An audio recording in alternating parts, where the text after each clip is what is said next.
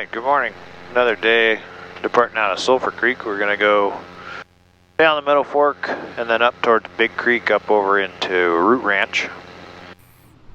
Alright, heading out of here, we're going to start with stopping in at Soldier Bar. I'm going to speed this up so we can get through some of the footage because there was quite a bit on this trip. But Soldier Bar is one of my favorite places to go into. And again, I'm just kind of hitting some of the same strips I've hit in the past, mostly to do a comparison of how the airplane performs versus the Lycoming based Kitfox. And again, it was leagues ahead in the takeoff and climb performance. It was really amazing. So had a great time going in there. This is going in to Cabin Creek and come back out of Cabin Creek, and then from here we went up over the ridge and into Root Ranch, which was the mission for the day, was to go up to Root Ranch, have breakfast, and then help them out with their ground squirrel problem on the runway with a little squirrel hunt. Now, there were quite a few other airplanes in Root Ranch this morning, and got to see one of the Kitfoxes that's equipped with the Edge Performance 914 turbo that boasts 155 horsepower take off out of here, and then I was able to take off shortly after him and kind of compare the climb out performance, and it was very similar. He did definitely climb out a little bit steeper having that turbo, but I was pretty impressed with the Apex being normally aspirated, being able to climb out pretty close to what that one was doing. Here's a stop into Chamberlain. I actually hadn't been into Chamberlain before. Just made a quick stop and go just to check out Chamberlain. It looks like a good place to come back and camp. Out of Chamberlain, we were going to head down to Wilson Bar, but the wind started picking up pretty good. As a matter of fact, landing into Chamberlain was actually a little bit spicy. So we decided to head for McCall to get some fuel. And then after stopping in McCall and fueling up, we went on back to Sulphur Creek for the night. Just packed up here at Sulphur Creek, and I'm getting ready to head down to the Kitfox fly-in. It's been a beautiful time here at Sulphur Creek. It's just such a picturesque place to hang out. Absolutely have a great time here. So I'm sad to leave, but off to the Kitfox fly-in. I'm looking forward to that. It should be fun.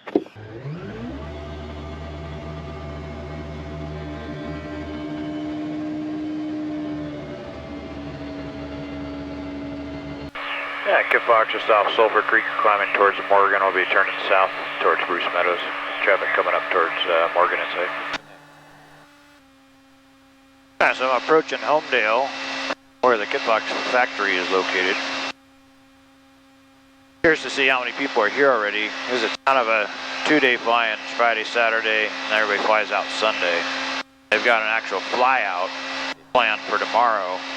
Unfortunately, I've got other plans, so I'm just going to be here tonight, maybe, and then either leave tomorrow morning, or I might leave tonight, go back up to Sulphur Creek, meet my dad up there, and then my dad and I are going to jump in his plane, and we're going to go hop in his plane and then head up to Washington and then Montana. Homedale traffic, Kitfox 292 Papa Kilo, then our left downwind 31.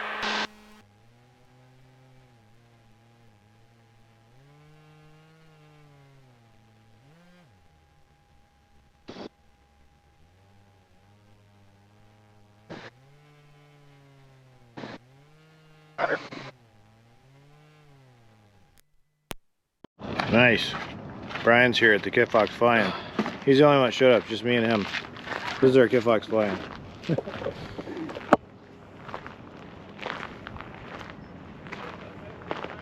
Pretty good gathering of Kitfoxes so far. It's still early Friday.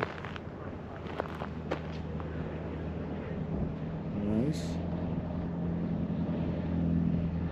Very cool.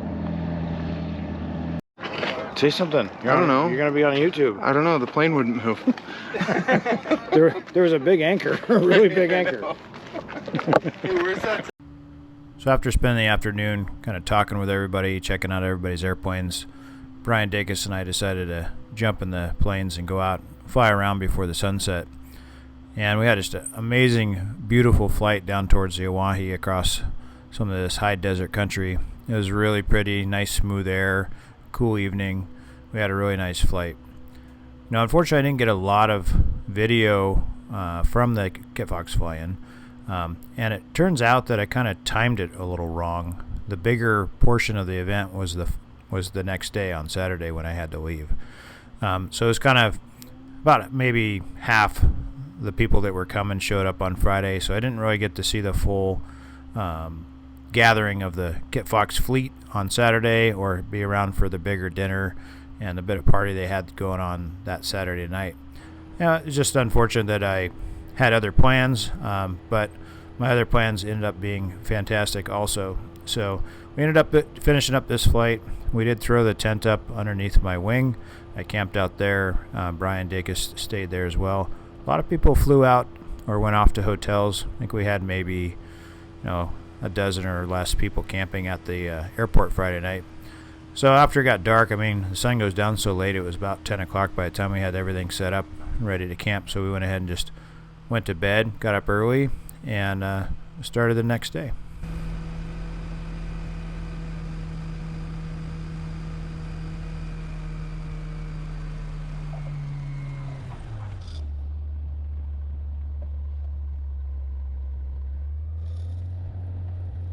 Alright, good morning from the Kitfox fly-in, day 2. A couple campers, a lot of people bugged out, went home or to hotels yesterday. Didn't do much filming around during the gathering when I got here, just because I wanted to say hi to everybody. We're at Homedale. Had a beautiful flight last night. Unfortunately, I got to bug out already, so they're big flyouts today, and then they're having the big barbecue tonight. So that's pretty much it for me on the Kitfox fly-in, but it's good to see everybody. There's a little gap in my filming, so we're going to have to skip ahead here to jump it into the Cessna 180. I did fly up to Cascade, leave my airplane there, and then hop in with my dad, and then we flew up to Deer Park, Washington. All right, so we're skipping ahead a little bit because I didn't get the camera out, but we hopped in the 180. We've flown up now, we're at Deer Park in Washington. Got this beautiful courtesy car, Buick. We're gonna go to a real good friend of mine who was actually my first student when I was a helicopter instructor that went from 0 to CFI. And we've been great friends ever since. We're gonna go to his house and he's putting on a concert. So this will kind of spice up this portion of our trip a little bit. We got a concert tonight, and then we're gonna go up to Kavanaugh Bay tomorrow. So I'm gonna see how the courtesy car works out. So I made it to my buddy Andre's house. He's a former Seattle firefighter, and he bought this place a couple years ago. Absolutely amazing. I just need to walk through real quick and show you his house. He said it was okay, but the artist that's playing tonight just showed up also, but it is super cool. So I'll walk through, kind of show you some of the highlights of this amazing place, but I'm not gonna tell you where it is.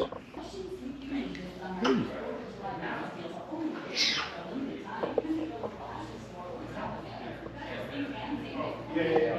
116. But still couldn't yeah. I know. You guys are. Alright, so this is the downstairs. The stage is just outside the window there. Total man cave. The artist stays back in this room here. Got the foosball and the pool table. Andre's drum set, the workout area. And then check out this sweet ass bar. Popcorn maker. Full bar, stocked fridge, and holy cow, look at this, full-on theater. It's like 30 speakers in here apparently. While there's a movie playing in here, or whatever's on that screen, also appears on that screen in the bar, so you can come in for a drink and not miss anything. Just an amazing place. He's outdone himself. And for those of you that are interested in what he's doing, live at Andre's. Alright, so the reason we came is to see a small concert tonight, and this is the venue. So his house, right here. I feel like it's resort. And then he put in this stage, seating area.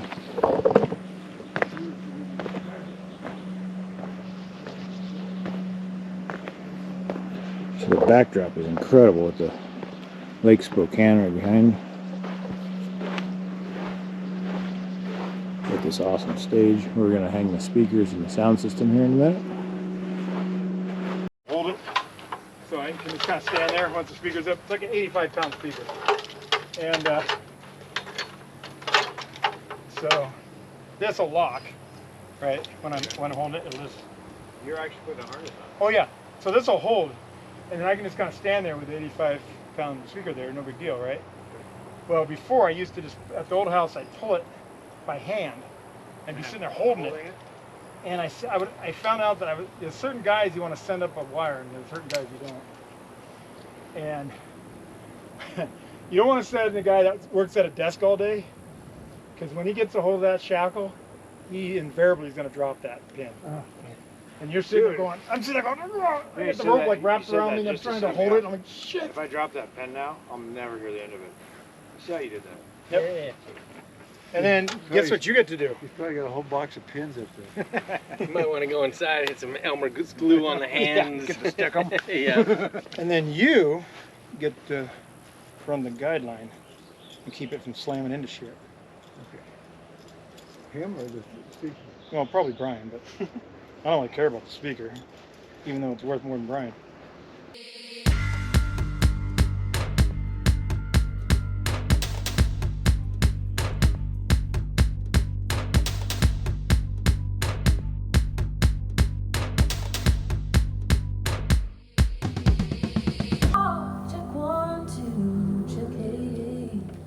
Check 1, 2. All those nights that we stayed up crying, fighting through the hardship, yelling at the top of our lungs.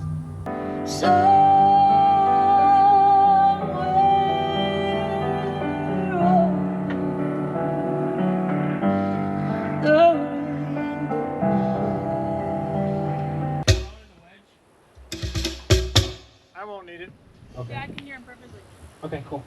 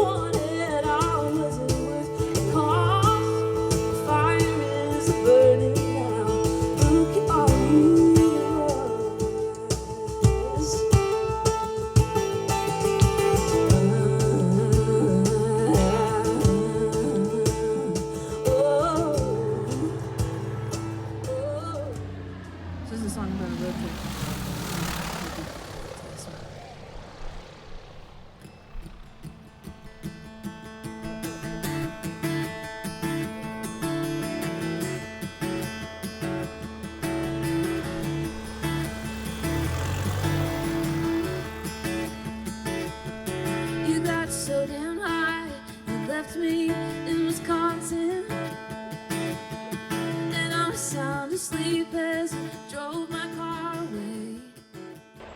Good morning from Priest Lake, Idaho. Give you a little walk around here. We're at the inn at the Priest Lake. Landed at Kavanaugh Bay last afternoon, actually, and came down here to the Priest Lake Inn. It's a little spot. They got some camping down here. Good little hotel.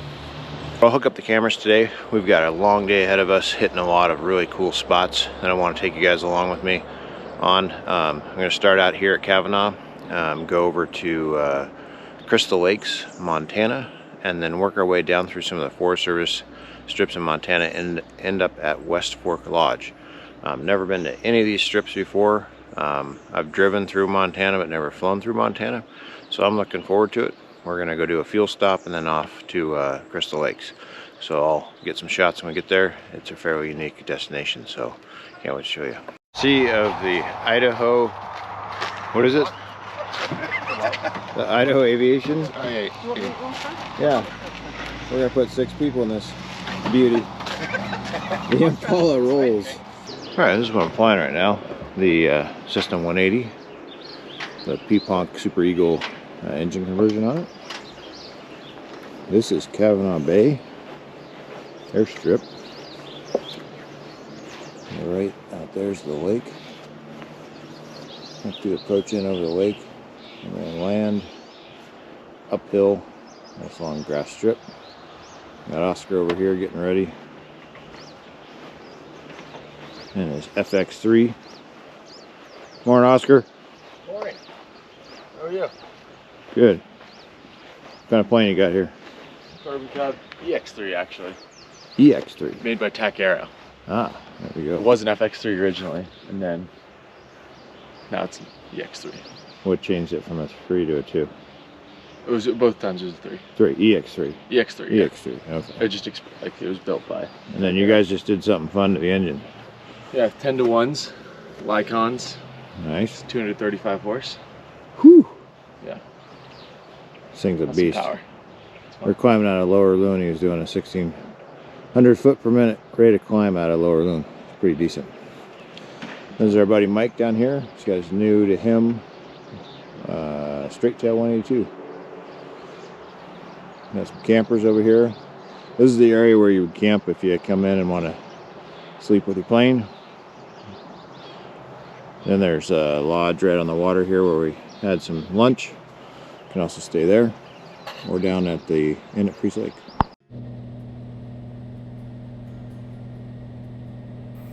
All right, departed out of Kavanaugh Bay and headed up just a little northwest to Sullivan Lake, which is another one I'd heard a lot of good things about.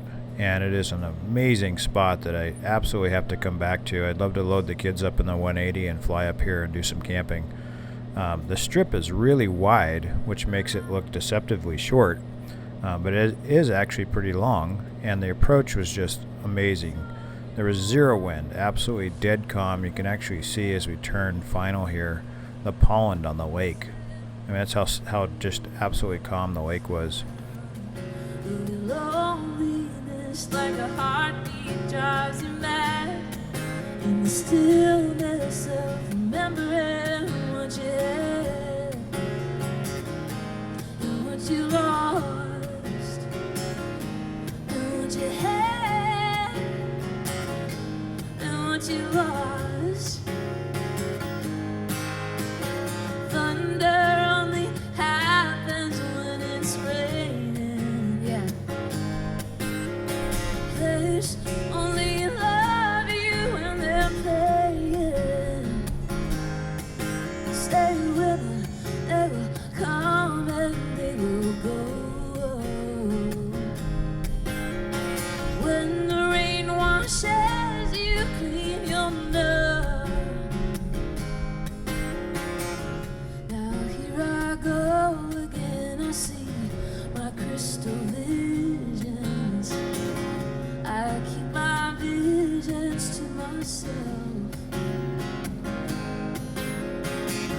It's only me who wants to wrap around your dreams. And have you any dreams you'd like to sell? Dreams of loneliness like a heartbeat drives you mad. In the stillness of remembering what you had and what you lost and what you had and what you lost. Last time, let it out. Thunder only happens when it's raining. There's only love you when they're playing.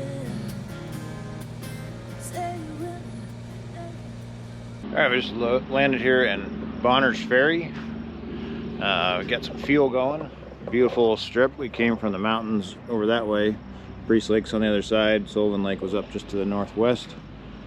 Again, I missed some of the takeoffs and landings because I forgot to turn the camera on. I'm real good with that. Mike's got a little tack issue we got figured out, and Oscar just took off in the Cub to get a head start. The next stop is Crystal Lakes in Montana. This one's going to be interesting.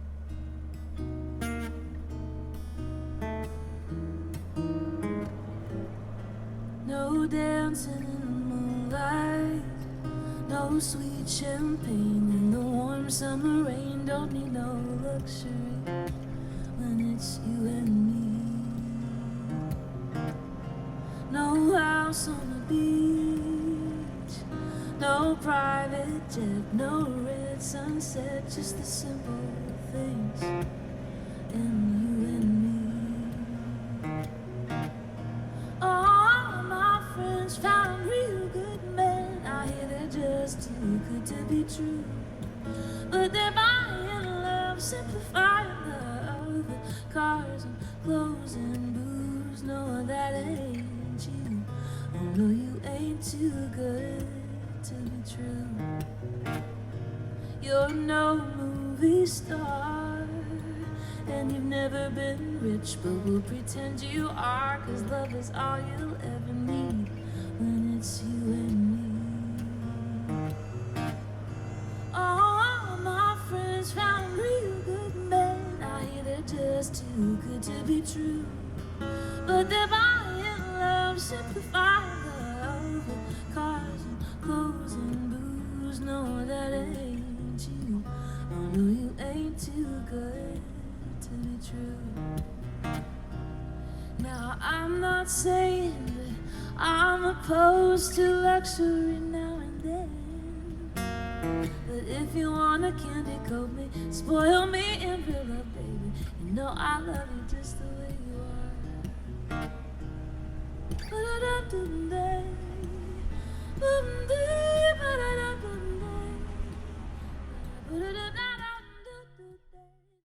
Alright, so we've landed here at Crystal Lakes, which is home to the Stonehenge Air Museum. And the Stonehenge name comes from the full-scale replica recreation of Stonehenge, which we flew by on the way in on final. It was kind of a surprise to see such a high-quality collection of aircraft that in kind of a place no one's ever really heard of. A buddy of mine who lives in Montana told me to absolutely check this out if we were, anywhere in the area of Crystal Lakes.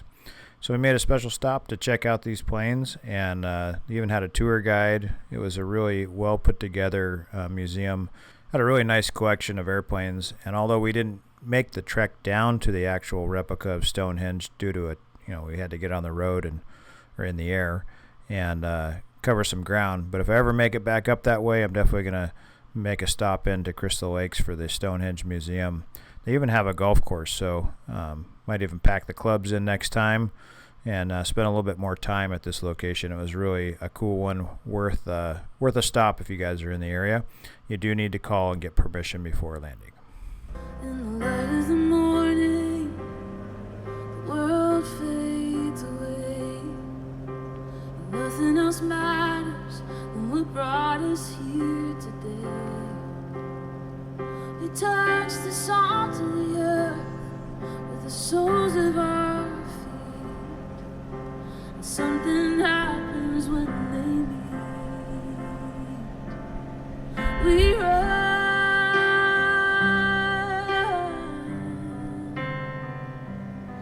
We run.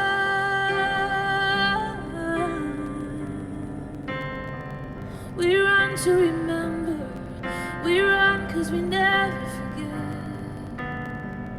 We run for the lost ones. We run. So here we are landing at Whitefish, just a little grass strip out on the southeastern edge of the Whitefish area. Another one we wanted to check out, and all these, kind of scouting these airports. Part of the fun is just going in and landing and taking off from a strip we've never been into, but it's also to kind of check out where we may make future trips to. And Whitefish is an awesome location for many reasons, but it's a nice little strip and something we'll probably come back to. So next stop was the Ryan strip, which I forgot to film. Just landed at Ryan. Forgot to turn the camera on.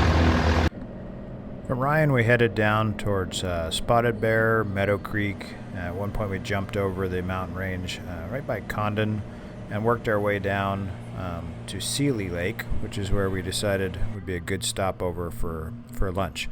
So here's the approach into Seeley Lake, another great spot that I'd like to come back to. For our heroes, their families, our sisters and brothers. For the ones who have given their all for others.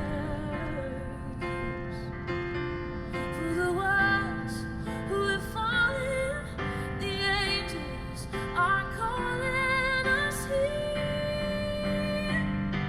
So we run,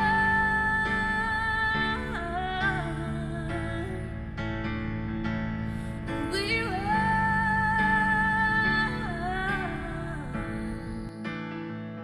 we run to remember. Alright, so landed here at Seeley Lake, Montana. Beautiful place across the way with a tower, amazing hangar. Gorgeous. Nice long, 4,600 foot long, I think. Grass strip. So, we are going to go grab this awesome van over here, load up, and head down to the steakhouse for lunch.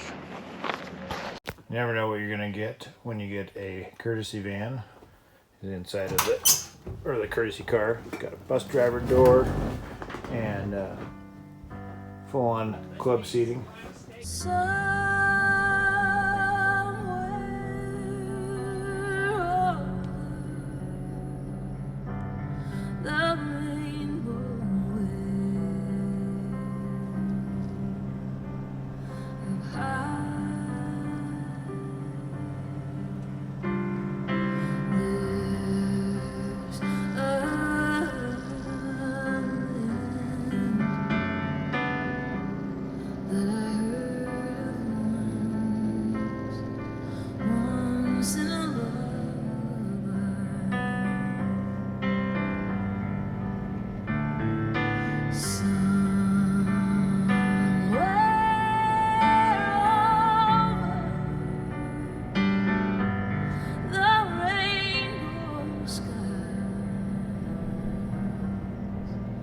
Skies are blue.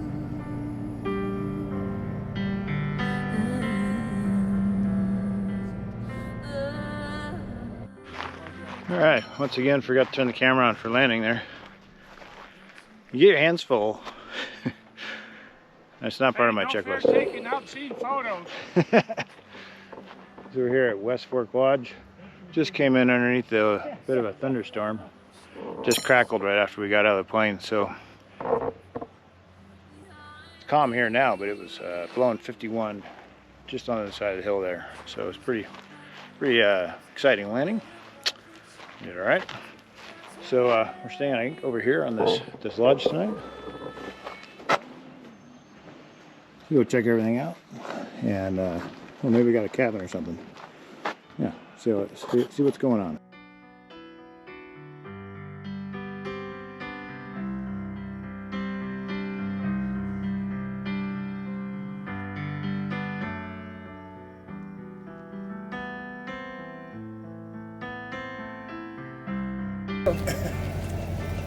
Awesome courtesy car number 2 for the day. Yeah, I think we can beat the other one. this thing only turns right, so we don't go flying. It's like a half-hour drive too. So the West Fork Lodge is real close to Darby, and that's where we drove into for dinner. And on the way back, we passed this little location here that I don't know if you guys can recognize if you zoom in or not, but this is where they filmed the Yellowstone show, the fictitious Dutton Ranch. So we had a bit of an adventure staying here at this West Fork Lodge. You know, it sold about 2 or 3 years prior to a new owner, and it's not currently open. We were able to talk our way into staying there, but it ended up being kind of an awkward situation. I wouldn't recommend trying to do that at all. It could be a really cool place, but currently is in quite disrepair and not well managed. Good morning. West Fork Lodge. Getting ready to leave. We do have a convective sigma around this area just to the south of us, which is where we need to go. I have to go out and around it down the Cascade. We'll see how it goes. So we departed out of the West Fork Lodge, kind of the southwest, worked our way around the thunderstorms, and it was about 112 miles down to Cascade, where we were going to meet up with my Kitfox so that I could make the trek home. I have to tell you, after doing this northern route with my dad in the 180, it really is an amazing airplane to do the cross-country stuff. It gets in short, takes off pretty short. I mean, nothing compared to the Kitfox, but everywhere we went, we had plenty of room to land, and we could take as much stuff as we wanted. And then the cruise speed is just fantastic at about 130 to 140 knots. So it was really a pleasant loop up around the north, and I got to spend a lot of good quality time with my dad. So it was really a great trip. So here we are landing back at Cascade. Said goodbye to my dad and got in the Kitfox and started the next adventure, which was a not so fun ride back home. All right, made it back to Cascade. Kitfox is just sitting here waiting for me. Fire up. About 5 hours to get back through some serious headwinds, probably some thunderstorms. So this is where you pay for the trip, is the ride home.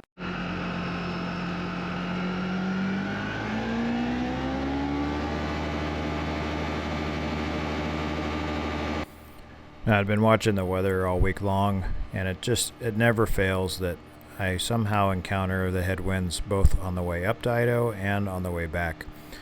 So departing out of Cascade, I knew I was in for it, and getting a bit of a late start because we had the morning leg to get down to Cascade, I knew I wasn't going to beat the strong winds across the kind of the southern portion of Oregon and into California. But I didn't know I was going to be in for quite as bad of a day as I ended up hitting. The winds were just slowly increasing in intensity as I made it past Boise on my way to Rome, and that was going to be my fuel stop. It wasn't terrible yet. It was a little bit bumpy, but I started to see my ground speed really get down pretty low. I think at this point we were somewhere in the 78, just under 80 mile per hour ground speed. I was told about this spot in Rome, Oregon, where you could land and taxi up to the fuel pump and get some fuel. So I went to Rome airport. That's 22 miles south of where they're talking about. So I'm down to pretty much about as low as I like to get on a cross-country flight with fuel. Turned around, came back. Luckily the tailwind's pushing me back, but I found the Rome service, which is a private strip. It looks like you can get some fuel from here. So I just have the wrong Rome. Could have been a big error. That was a big error, but anyway. So I'm going to go in here and land. It's really windy. So see how this goes.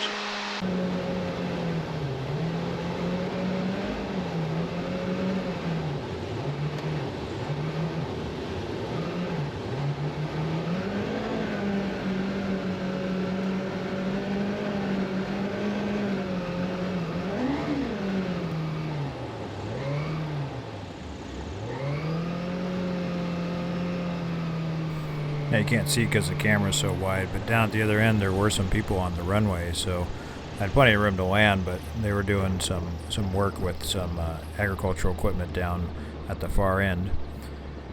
And I'd never been in here before, so I just kind of assumed that I'd just taxi back out towards the highway road and try to find my way into the gas station, and so that's what I did.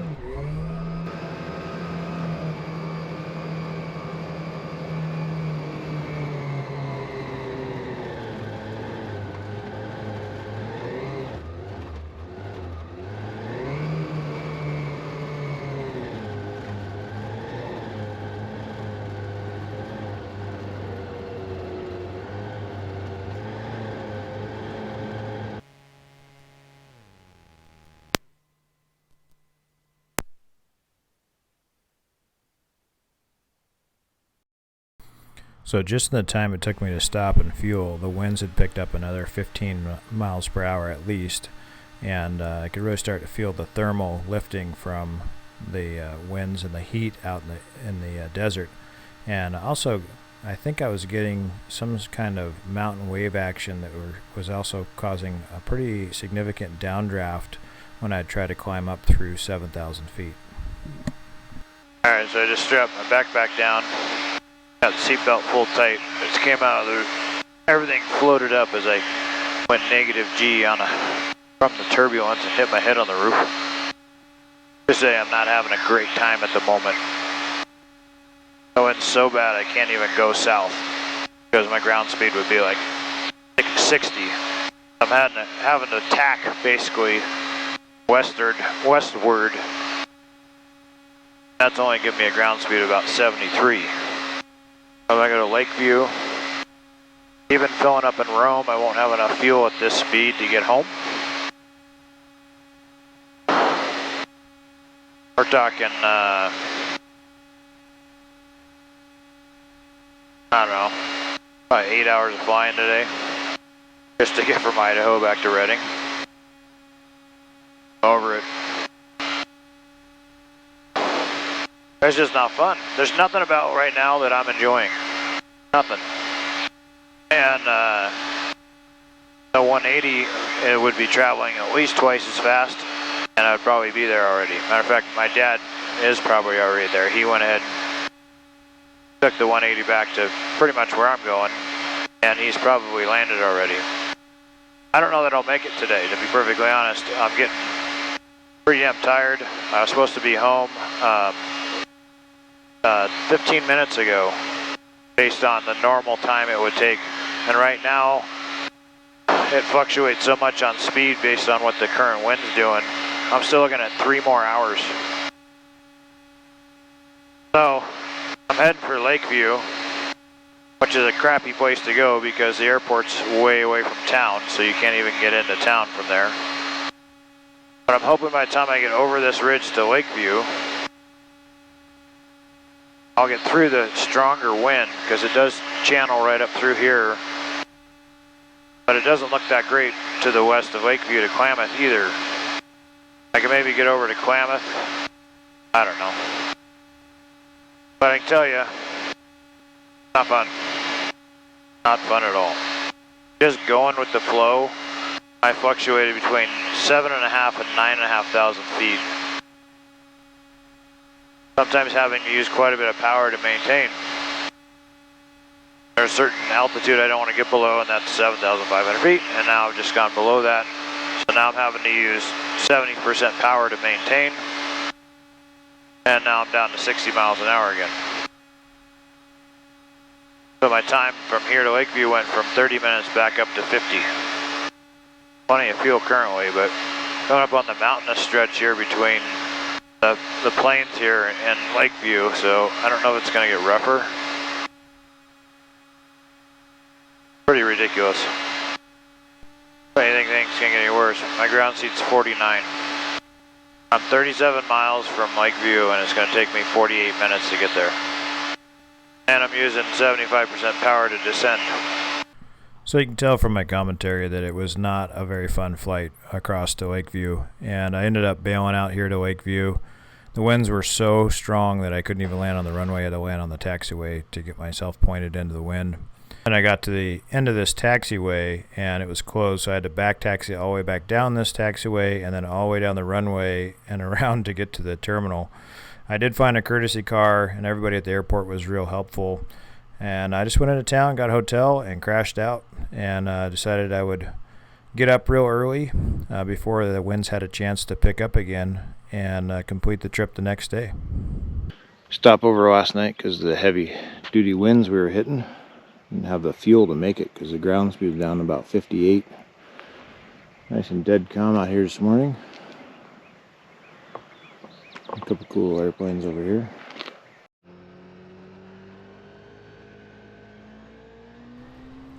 So what a contrast from the day before. It was such a beautiful, peaceful, and calm morning taking off out of Lakeview. Made for a much more enjoyable leg back to Redding. And it was something I needed after the prior day because I was about ready to trade the airplane for a car to get home after that rough flight across the southern Oregon desert and into Lakeview. But this flight put a smile back on my face, and was able to finish out the trip on a high note.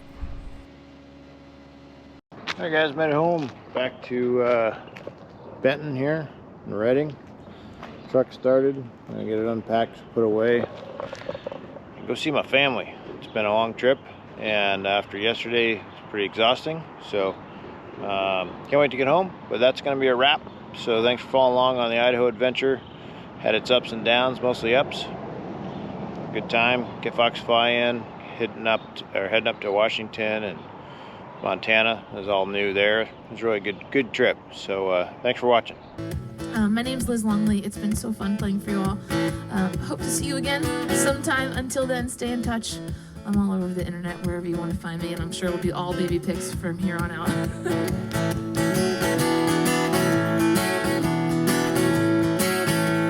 Baby, I'm alive again. Baby, I'm alive again. Alive and well, as far as I can tell. Baby, I'm alive again. Baby, I'm breathing again. I'm kicking and screaming again. But you gonna left me, thought it'd be the death of me. Baby, I'm breathing again. I'm alive, I'm alive, I'm alive, I'm alive. You can put me in the ground, but I'm gonna survive. Alive, I'm alive, I'm alive, I'm alive. I'm not gonna take it for granted this time. Baby, I'm free again. I'm running through the streets again. Untethered, unchained, and I ain't ashamed. Baby, I'm free again. I'm alive, I'm alive, I'm alive, I'm alive. You can put me in the ground, but I'm gonna survive. Alive, I'm alive, I'm alive, I'm alive. I'm not gonna take it for granted this time. Baby, I'm singing again. Can't you hear me? I'm singing again. Loud and proud and letting it all hang out. Baby, I'm singing again. Do do do do do do da da da. Do do do do do da do da da da. Baby, I'm alive again. Baby, I'm alive again. Alive and well, as far as I can tell. Alive and well, as far as I can tell. Baby, I'm alive. Hanging out at Andre's again. Thank you all so much. I'm Liz Longley. Have a great rest of your night. Stay in touch. Hope to see you again real soon. Thank you, Andre. I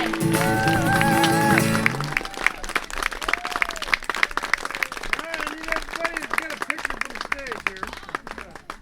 Let's see y'all's.